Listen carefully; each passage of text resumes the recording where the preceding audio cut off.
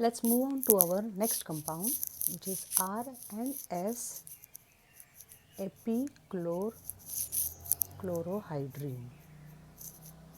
So the structure is or.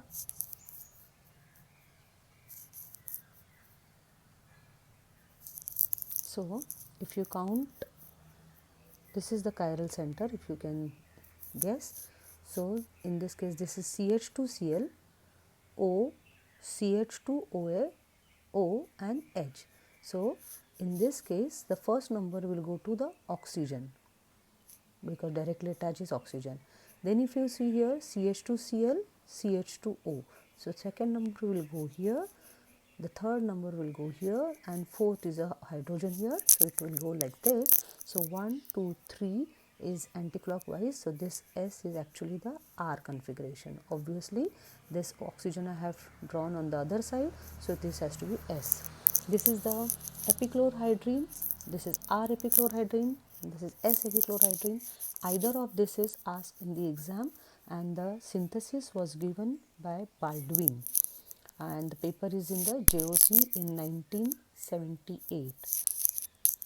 It's a chiral compound, 3 carbon atom containing oxygen, so it is known as oxyrane ring, and it can be prepared from again the R glyceraldehyde by individual manipulation of both the extremities.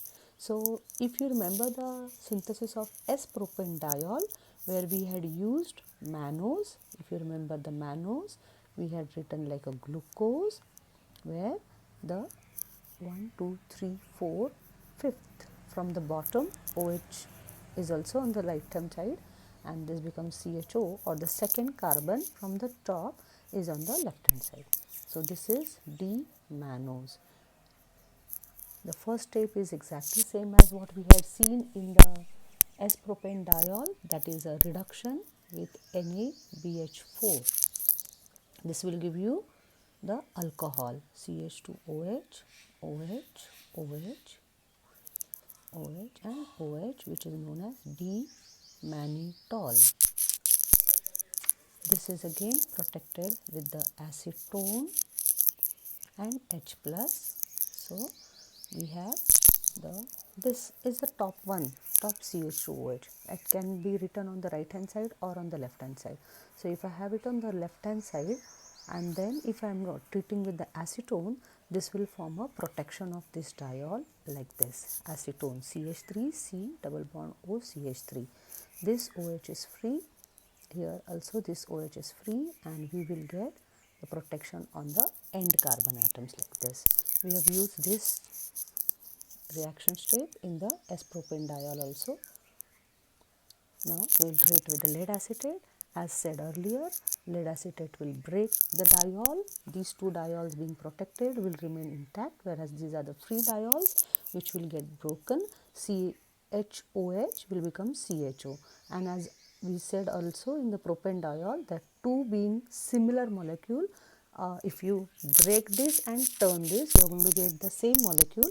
So you will get here also two molecules of protected glyceraldehyde. You know that 3-membered ring CHO, CHOH, CH2OH was a glyceraldehyde. So this is being protected. We will get two molecules of protected glyceraldehyde.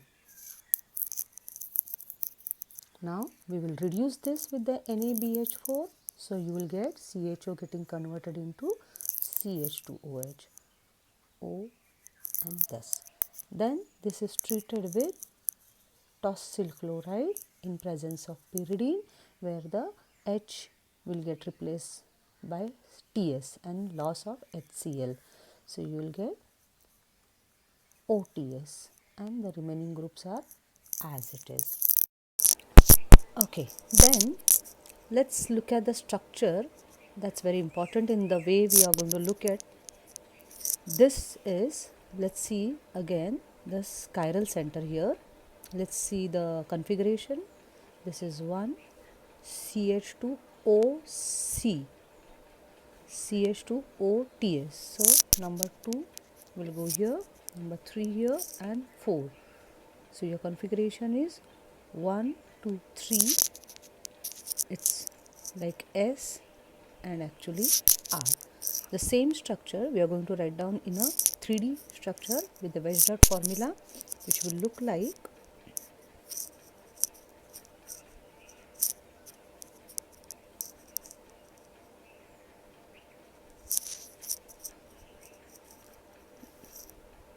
this.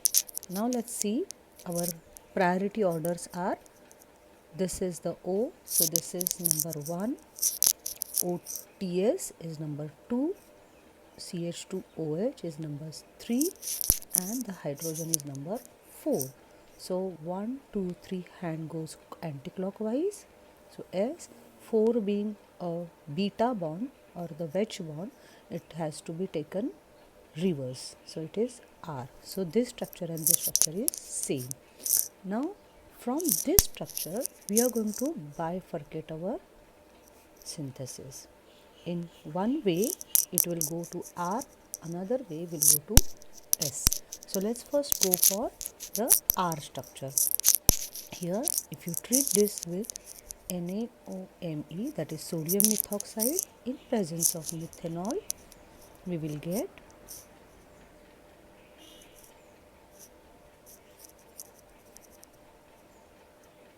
so in this case what happens first is the sodium will abstract this hydrogen, making it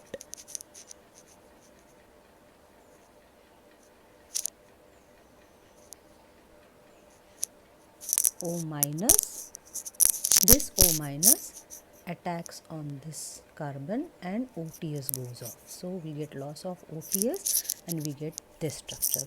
This is then treated with MsCl in presence of pyridine. MS stands for methane sulfonyl and Cl. So methane sulfonyl chloride, also known as mesyl chloride. Mesyl chloride, methane sulfonyl, so it will be like a TS, tosyl chloride. Instead of that we have a methyl chloride. So the structure will be CH3SO2Cl. The difference between tosyl and methyl is this being a smaller one, less bulkier, whereas tosyl will be the more bulkier. So we are replacing tosyl with the mesyl. So we will get the structure here, the H of this gets replaced now. So we will get the structure which looks like OMS, this oxirane ring as it is. Now when you treat this with the concentrated HCl, what happens, this H becomes OH, oxygen is with the positive charge, and then the Cl minus of HCl, H goes here and the Cl minus will now attack from the bottom and this bond opens up. So it will look like OMS, OH and Cl, which is eventually will react with NaOMe in presence of NaOH, where this lone pair will attack here. Of course, just like the previous one, the first Na will abstract the proton, O minus will be formed and that will attack here, and OMS will go and we will get the structure Cl, that is nothing but epichlorohydrin. Let's find out the configuration.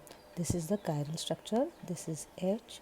So 1, 2, 3 and 4 hand 1, 2, 3 goes anticlockwise, H is up, so it has to be R epichlorohydrin. So this is the way this whole series goes for R epichlorohydrin preparation. Now let's go for S epichlorohydrin. In the exam either R or S is asked. So both of them are prepared from mannose or the mannitol.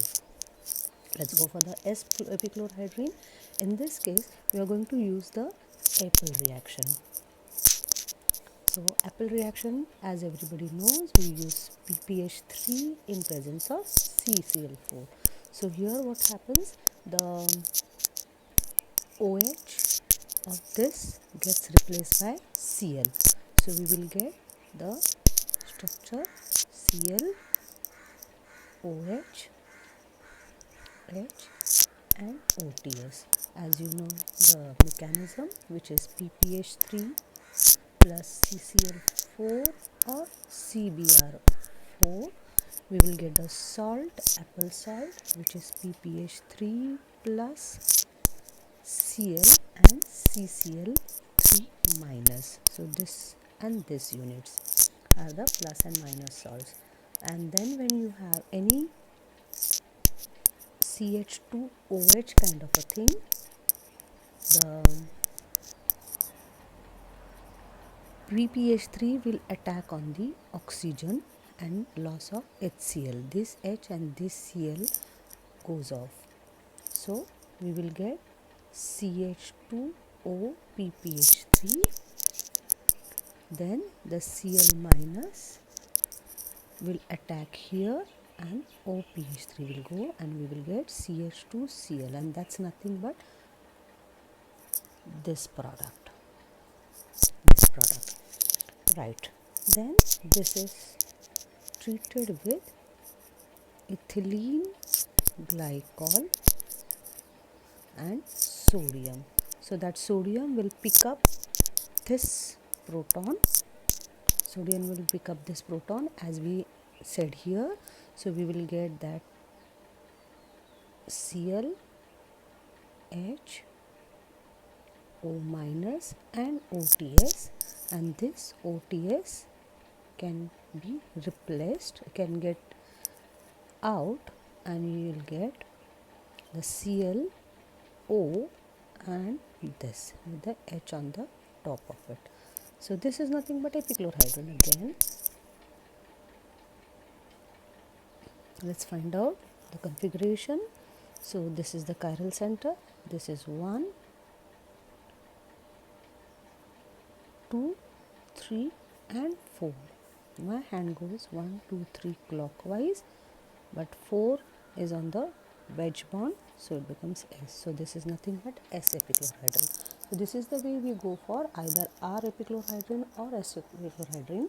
Again, the questions are, they will ask you retrosynthesis, so you have to give reverse, not all the steps but main steps. So from here we will go here and here to the D-mannitol or D-mannose. That's a retrosynthesis.